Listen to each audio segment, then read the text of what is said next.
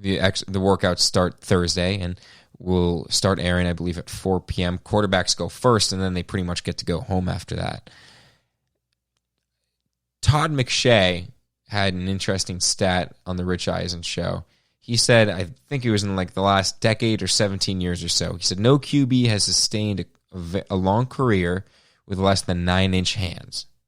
And then Chris Sims pretty much affirmed that basically by saying if you play in inclement weather, you need bigger hands to get by.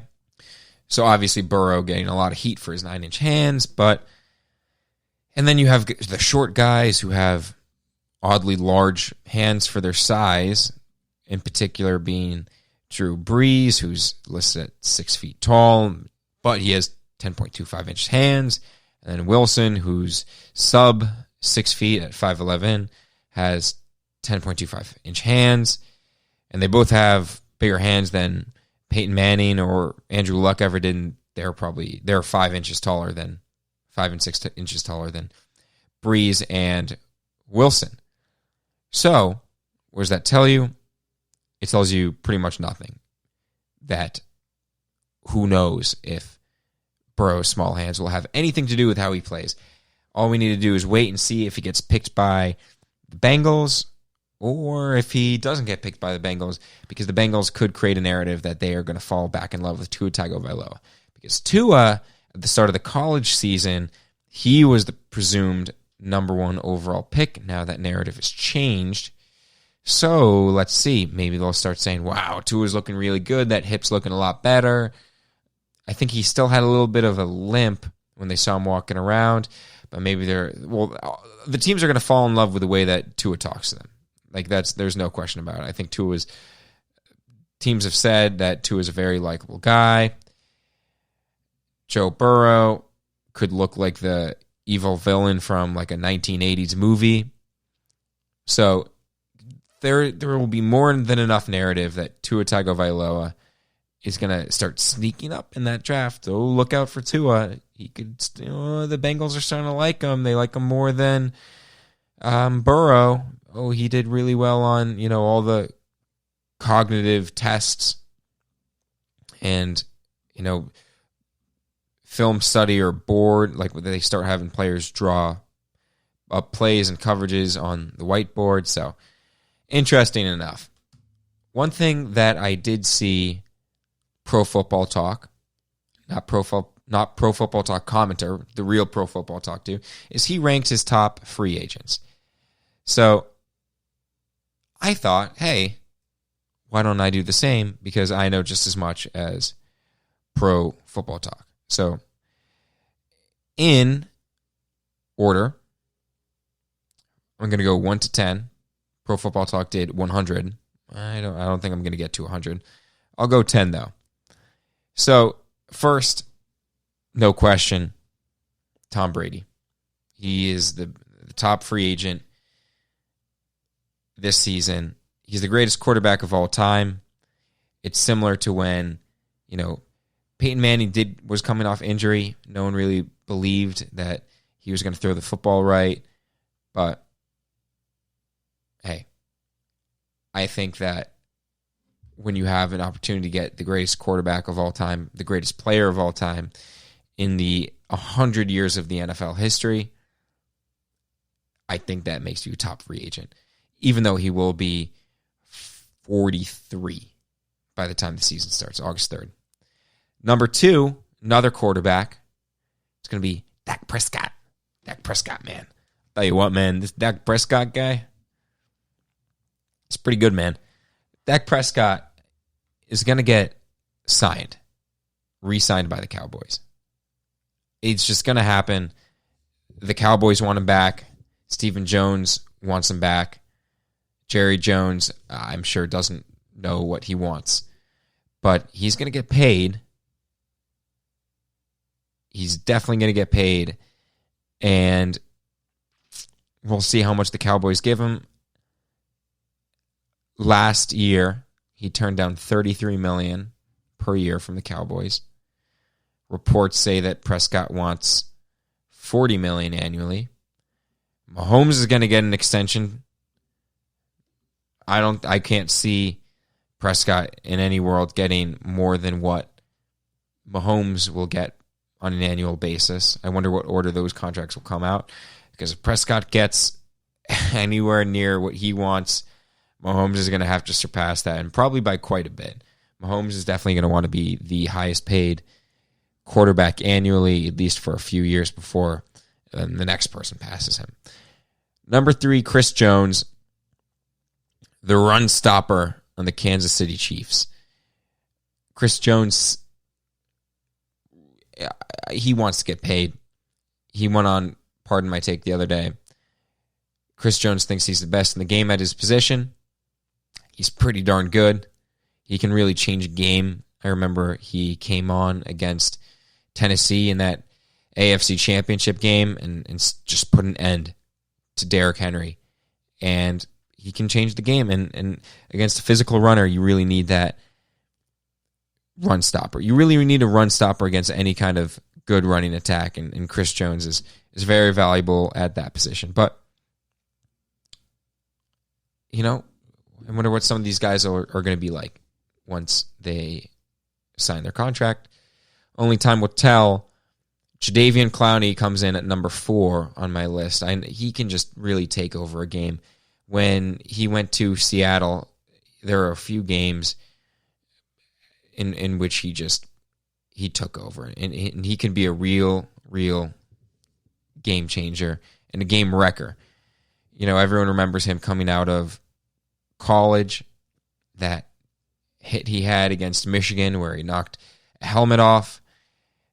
Jadeveon Clowney could be described as a freak. The impact I think he had for Seattle was exponential. I think everyone remembers when Seattle went to San Francisco, Clowney had a monster game. He had a sack. He had 5 quarterback hits.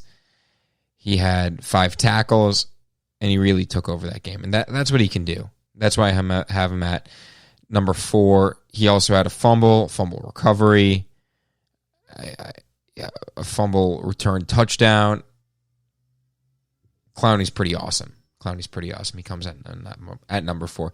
Number 5, left guard / guard, Joe Thuney. He has been spectacular since he came into the league. He has not missed a single game in his career. He gave up, I believe, only...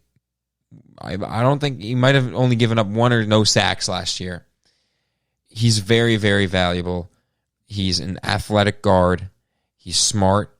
He's been the most consistent New England lineman since he's entered the league, since he was drafted, and he's going to get paid now.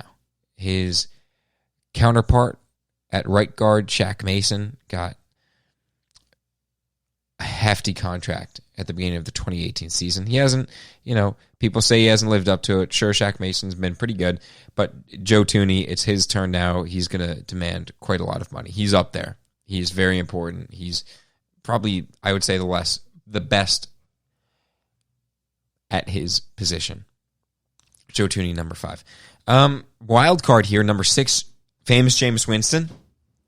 He has new eyes now. He had LASIK eye surgery, and he's going to be able to read and decipher defenses at a level he has never been able to see before, because he literally hasn't been able to see the players. I think that's the issue. Jameis Winston's going to go out there in training camp and be like, holy shit, this is what I've been missing the whole time. Hey, my bad, guys.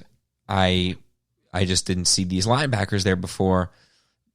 So Jameis Winston, he might what if he goes out there and throws 50 touchdowns, 3 picks all year long? Then, he's really on track for his MVP and his Hall of Fame status. Jameis Winston, potential MVP next year, and 6th on my board. 7th on my board is Derrick Henry. Derrick Henry was a beast all season last year.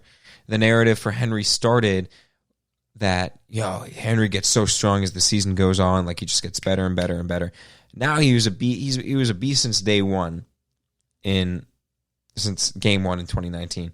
He got even better down the stretch because no one wants to hit Derrick Henry. He's a monster. And then against New England, he ran over them. Against Baltimore, he ran over them. He stiff-armed Earl Thomas after Earl Thomas ripped on New England for not being able to tackle him. So he's coveted. People want that. I remember New England had that battering ram of LeGarrette Blount. LG run that rock, and he would. Same thing with Derrick Henry. He could be a closer. You have the lead. You want to just kill the other team, run the clock out, give it to Derrick Henry. They know you're running it. They still won't be able to stop it. New England played with 6 guys down on the line against Tennessee in the wildcard game. The same strategy they had for the Super Bowl against the Rams to stop Todd Gurley and C.J. Anderson. They tried against Derrick Henry. They just couldn't stop it. They knew he was going to run it. They couldn't stop it. Number 8 is A.J. Green. A.J. Green coming off injury. A.J. Green's a number 1 wide receiver. He's big, strong, fast, and I can't wait to see what Green does this next year. Probably, he's definitely the best wide receiver free agent in the league right now. Of course, Amendola was recently re-signed by Detroit Lions. Very sad day for all of us in New England who thought that he was going to be coming back. So he's not. Fortunately, A.J. Green is a free agent.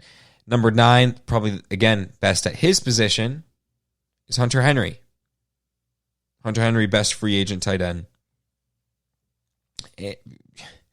We saw what he was able to do last year when healthy.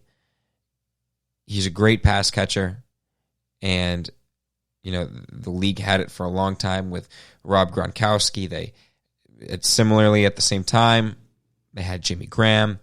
And now here is another tight end who can catch some passes. We have Travis Kelce right now. We have George Kittle. But watch out for old Hunter Henry. Hunter Henry's a good, young tight end. Can catch the rock.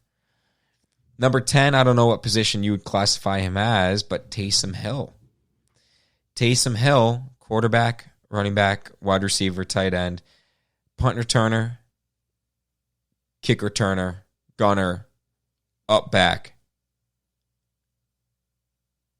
Did I miss anything there? Kicker, maybe? Who knows?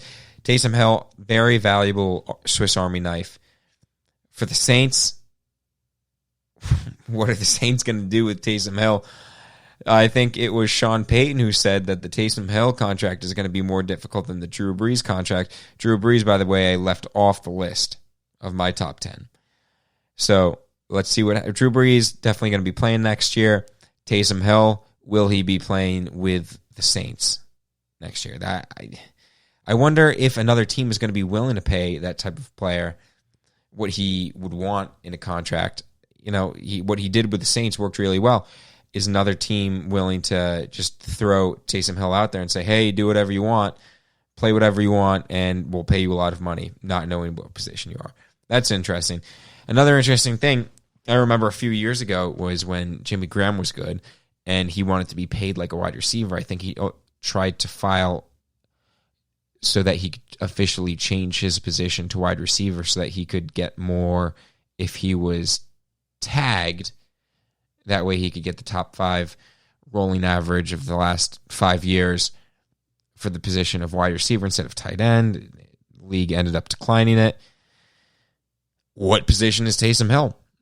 That's interesting too. Well, that's my top 10 in recap. Tom Brady, Dak Prescott, Chris Jones, Jadeveon Clowney, Joe Tooney, Jameis Winston, Derrick Henry, A.J. Green, Hunter Henry, Taysom Hill. That's my top 10. We're going to be coming at you next week with a review of the Combine.